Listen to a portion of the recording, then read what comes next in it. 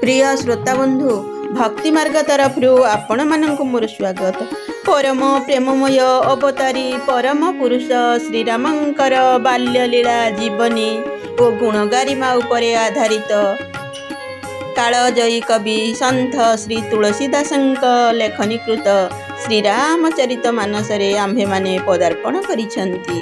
श्रीरामंकर जन्म किपरि काहीकि होइथिला, मर्त्यधामरे से राजा रूपरे काहीकि अवतार नेइथिले तार कारण कहिबाकु जाई आपण मानंकु विश्वमोहिनीर उपाख्यान शुणाइथिली। आसंतु आगकु जिबा तांकर एही लीला किपरि आरंभ हेउछि ताहा संपूर्ण रूपे श्रवण करिबा। सही कालजयी कवि श्री सन्थ तुलसीदासंकर अमर लेखनी झरी पड़िथिबा पदावली को आम्भे माने ठीक भाबरे बुझी तार सद्व्यवहार करिबा। आसंतु आगकु जिबा आउ कोन हेउछि संपूर्ण रूपे श्रवण करिबा। लीलाम्बुज श्यामल कोमलांगम सीता समारोपति वाम भागं पाणि मोहसायकं चारुचापं नमामि रामं रघुवंशनाथं नमामि रामं रघुवंशनाथं।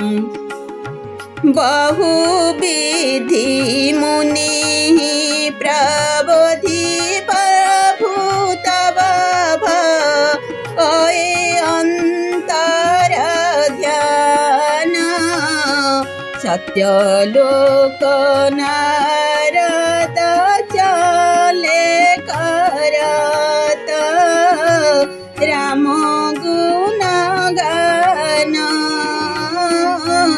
राम गुण गान।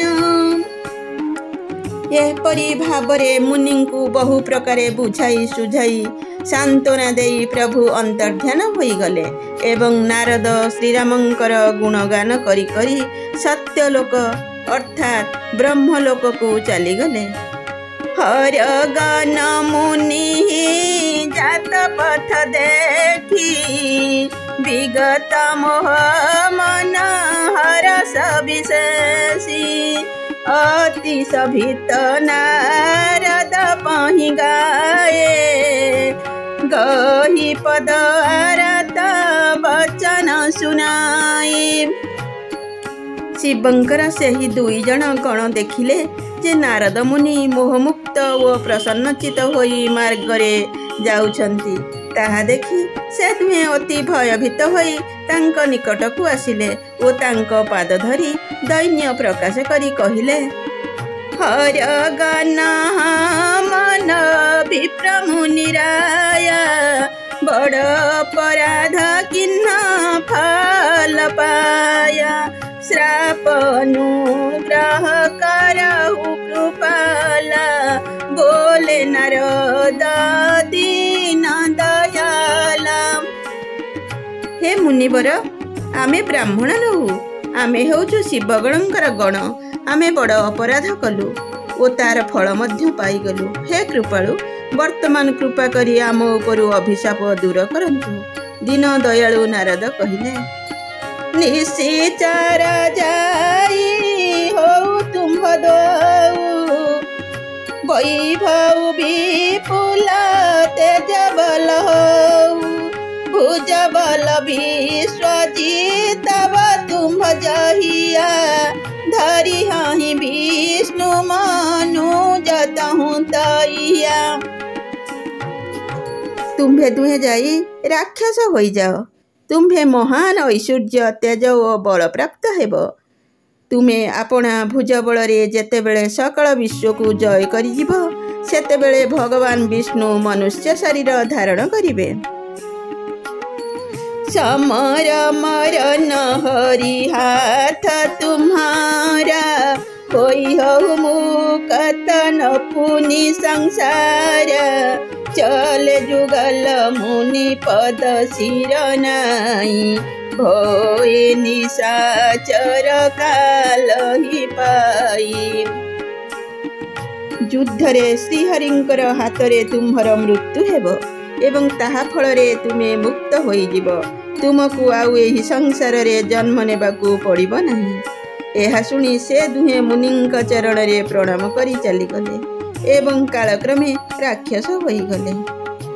ଏକ କଳ୍ପ ଏହି ହେତୁ ପ୍ରଭୁ ଲିନ ମନୁଜ ଅବତାର ଚୂର ରଞ୍ଜନ ସଜନ ସୁଖଦ ହରି ଭଞ୍ଜନ ଭୁବିଭାର ହରି ଭଞ୍ଜନ ଭୁବିଭାର।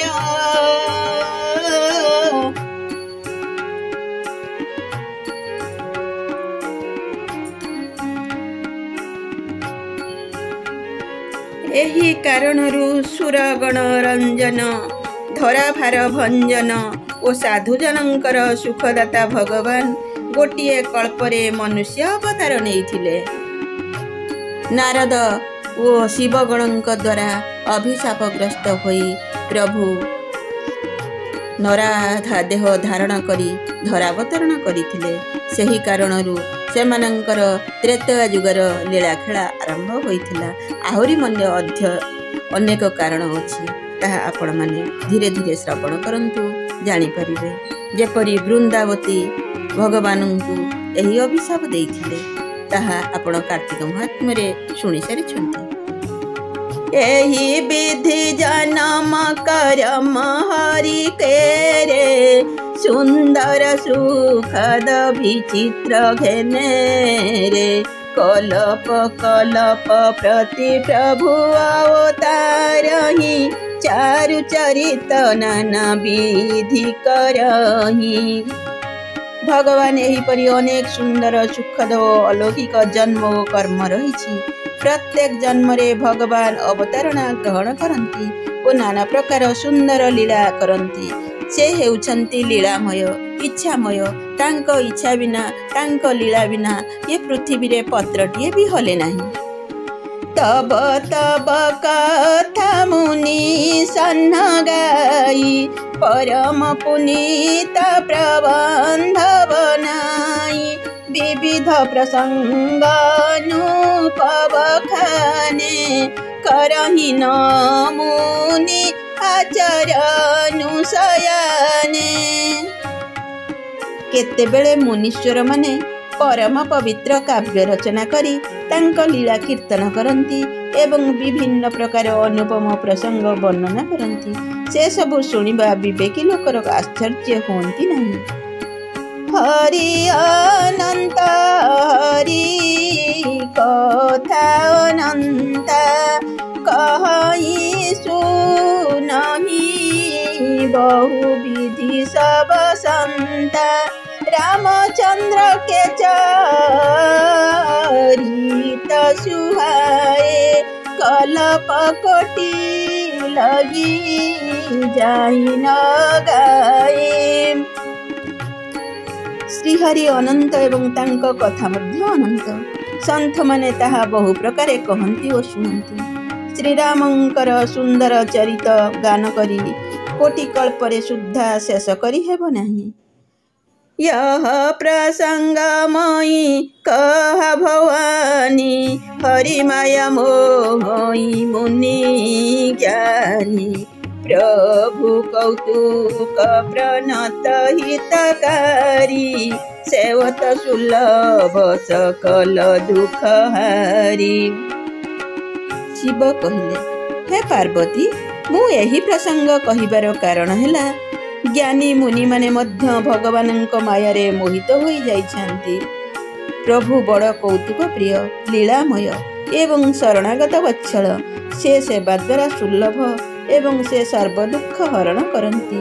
से सर्वदुख हारी। तांक कथा एहिपरि भावरे जेते बखाणिले भी सरिब नाही। सुर नर मुनि कहू नाही जेहि न मोह माया प्रबल असविचारी मन माहि भजिय मोहमाया प्रति भजिय मोहमाया प्रति। देवता मनुष्य मुनि मानक मध्यरे एपरि केही जणी हेले नाही जाहाकु कि भगवान ମହାବଳବତୀ ମାୟା ମୋହିତ ନ କରିଛି। ଏହା ବିଚାର କରି ସେହି ମୋହ ମାୟାପତି ଶ୍ରୀ ଭଗବାନଙ୍କୁ ଭଜିବା ଉଚିତ। ଅପର ହେତୁ ଶୁନୁ ଶୈଳ କୁମାରୀ, କହଉଁ ବିଚିତ୍ର କଥା ବିସ୍ତାରୀ। ଯେହି କାରଣ ଜଗୁଣ ରୂପା, ବ୍ରହ୍ମ ଭୟ କୌଶଲପୁର भूपम।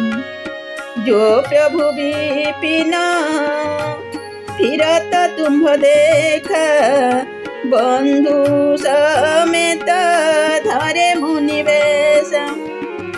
हे शैलकुमारी, हे शैलसुता, वर्तमान भगवानଙ୍କର अवतार नेबार ସେହି द्वितीय कारणटी शुण।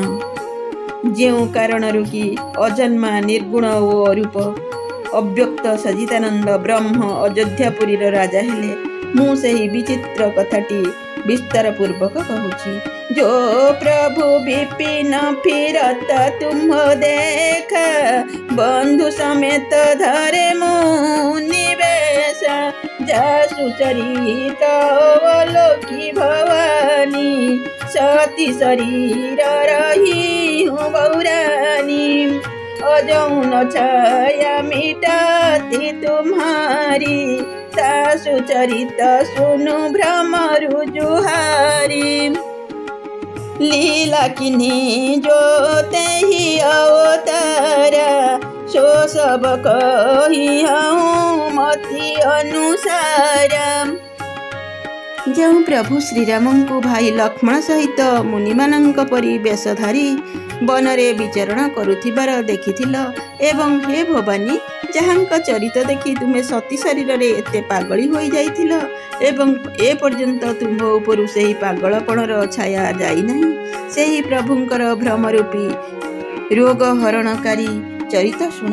ସେହି ଅବତାରରେ ଭଗବାନ ଯେଉଁ ସବୁ ଲୀଳା କରିଥିଲେ, ସେସବୁ ମୁଁ ମୋ ନିଜ ବୁଦ୍ଧି ଅନୁସାରେ ତୁମକୁ କହିବି। ବନ୍ଧୁମାନେ, ଆଜି ପାଇଁ ଏତିକି। ପୁଣି ସାକ୍ଷାତ ହେବ ଆଗାମୀ ଅଧ୍ୟାୟରେ। ଭୀମସ୍ୟାପି ରଣୁ ଭଙ୍ଗ, ମୁନିରପି ମତି ଭ୍ରମ। ଯଦି ଶୁଦ୍ଧମ ଶୁଦ୍ଧ ବା, मम दोष न विद्यते, मम दोष न विद्यते।